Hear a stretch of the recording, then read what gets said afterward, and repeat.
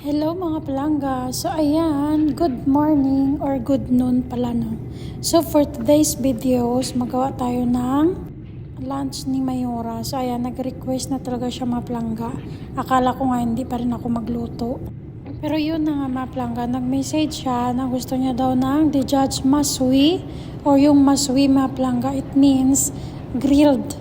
So wala namang kaming uling dito or wala namang ihawan dito. Kaya ayan, sa kawali ko na lang siya lagi ginagawa ng grilled chicken mga palangga, no choice. Tapos nag-request din siya ng patatas or potato tapos salad. So ayan yung pagkain niya for today mga palangga. Actually yan din naman yung ginagawa ko sa kanya mga palangga kada every Sunday. Pero ngayon, Tuesday na ngayon dito, mga palangga. So, wala tayong magawa kasi nga iba sana yung menu, yung pagkain na lutuin ko. Pero nag-request siya na ito daw yung chicken, potato, tapos salad. So, let's go! Ayan, breast chicken lang yan, mga palangga. Tapos, hiniwa ko lang ng manipis. Kasi nga, syempre, hindi natin yan ihawin. I-grilled lang natin sa kawali. Kaya ayan, kailangan manipis para at least sa loob niya maluto din. Tapos, Arabic spices, mga palangga. Ganun lang din naman. Paprika, black pepper, tapos chili powder. Number 1 yan kasi nga, paborito nila yung spicy. Asin, tapos syempre yung lemon, mga palangga. Tsaka turmeric pala. Para at least mabawasan yung lansa ng ating manok. Pagkatapos niyan, syempre, mikos-mikos na natin yan mga palangga. I-marinate lang natin ng 10 to 15 minutes. Pagkatapos, habang nagmamarinate tayo ng ating manok, next tayo dito sa ating patatas. So, ganyan na lang paghiwa ko mga palangga pabilog para at least madali maluto sa oven. Ay, nag-request pala siya na hindi daw pinirito or fry. So, ayan, ayaw niya daw ng mamantika. It means, i-oven na naman natin siya mga palangga. Tayo na lang mag-adjust. Wala kasi kaming air fryer. Mas maganda sana pag may air fryer, kaso wala eh. So, ayan. Nag-request na din yan ako sa kanya noon mga palangga. Tapos sabi niya, okay.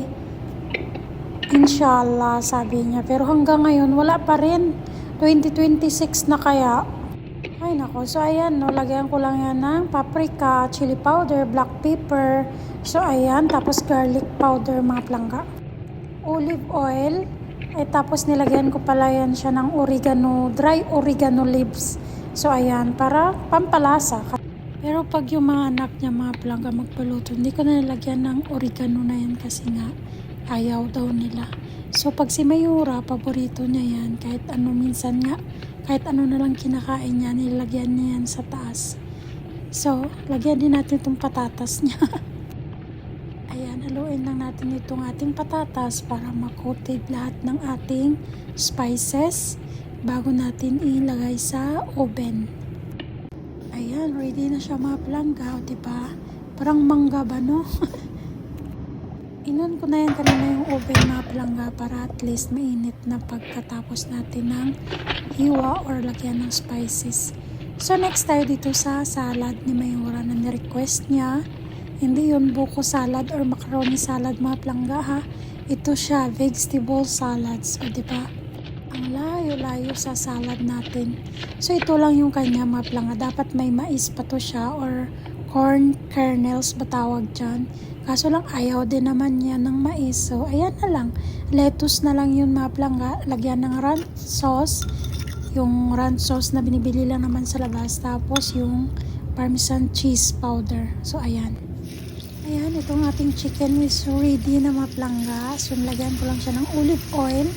Itong ating kawali. Tapos, lagay na natin yung ating chicken. Ready na yan siya mga palangga kasi na-marinate naman natin ng 10 minutes or 15 minutes. Ayan. Minsan nga mga palangga, pag wala na talagang time, hindi na kailangan i-marinate yan. Diretso na yan mga palangga lutuin. Kasi nga baka umuwi si Mayora tapos hindi pa luto yung pagkain niya. Ay nako. At saka ito mga palangga, mabilis lang ito maluto. Siguro mga 5 minutes or 6 minutes lang.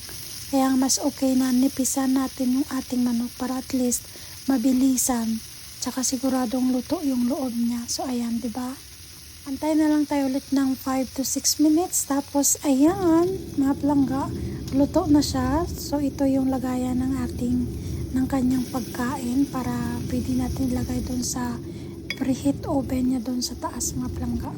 Para at least even na half hour pa siya mag-uwi or 1 hour pa, mainit pa din yung kanyang pagkain mga palangga. So ayan, hindi naman pwedeng i-plastic kasi nga syempre masunog. So balik tayo dito sa ating patatas. Ayan, kailangan lang natin siya ito baliktarin para at least maluto din yung pinakababaan niya.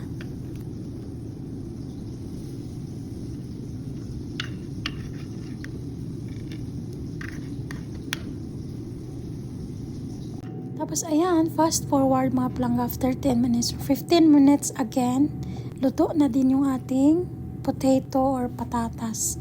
Lagay na natin dyan sa manok ni Mayura. So yan lang daw kainin niya. No rice at all daw. Iwan, diet na naman ng person siguro. So ayan, yan na yung kanyang pagkain. O, diba, lettuce, tapos ranch sauce, tapos yung parmesan cheese powder. Nag-add lang ako dyan ng spicy sauce.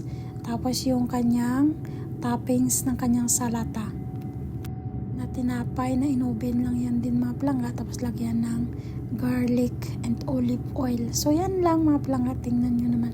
Okay na to yung kanyang pagkain. Ready na gid mga palangga.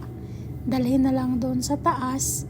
Tapos si Mayura na lang din yung bala dyan kung kailan niya kainin. Tapos syempre wala pa rin tayong ulam. So ayan, no rice pa din tayo mga palangga. So yung sobra ni Mayura, yan lang din kinain ko. So yun lang mga palangga. Salamat sa panonood.